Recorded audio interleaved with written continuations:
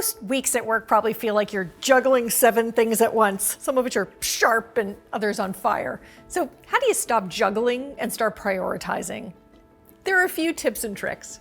To figure out what comes first, consider the following. 1, what's the most important outcome you're trying to create in your job? Why does your organization pay you? That should always be front of mind as you triage the demands on your attention. Now, it might feel awkward or silly to articulate something that seems so obvious, but I promise you that when you receive your 3rd threatening email from HR about finishing your harassment training, it's easy to forget why you're here. And losing sight of your most important thing is sure to mess with your ability to set priorities. Once you're clear on the most important outcome you're working toward, you can move to the 2nd category. That 2nd category is what you need to do for people who are counting on you to be able to achieve their most important outcomes. You're a part of a team. And some of what needs to rise up your to-do list is the stuff that will keep the other cogs turning. That's level 2.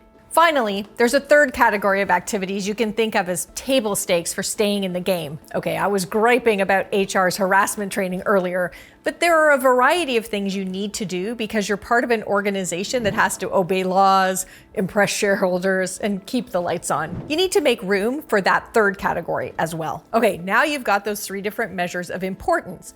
It's central to what I'm here to do, it's a key piece of what someone else needs, or it's table stakes for being in business.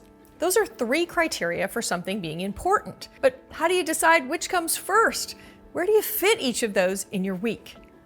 The answer is that all 3 categories should show up in your week, but not all with the same amount of prime time or the same prime calendar real estate. Put the activities that will create the most value in achieving your outcomes, that's category 1, into your calendar first. Category 1 activity might be something short-term or urgent you need to do, but it equally might be carving out time to plan and think ahead. Those activities should always take the best spot on your calendar. Now, if you have multiple activities in category 1, give greater precedence to those where it's urgent, like there's a window that's going to close. It's got to be you. You're the best or only person who could do the task, and that gets it a higher rating.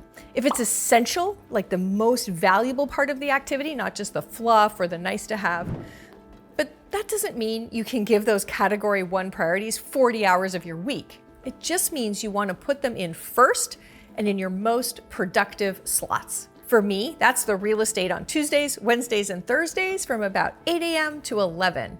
That's the boardwalk or park place on my calendar, prime productivity places. For the 2nd category, the things you need to do because others are counting on you, put those in 2nd. They don't get your prime acreage, but they do get space and attention after you've dedicated time to your top priorities. Unless it's something urgent, I restrict type 2 priorities to the afternoons from about 1:30 to 4:30.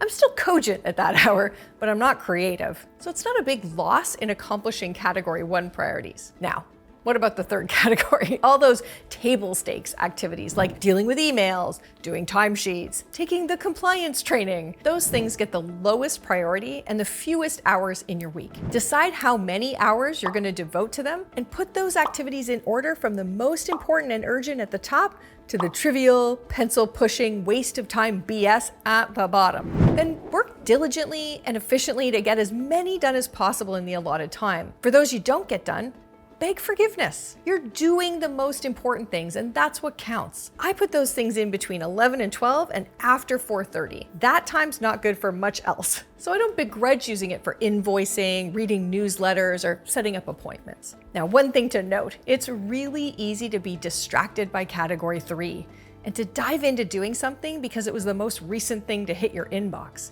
Try not to fall for that. That's how category 3 ends up squatting on prime real estate. Figuring out what's a higher or a lower priority is not about determining whether you'll do it or not. It's about what you'll do first in your high value time and what you'll relegate to the swampland of your calendar.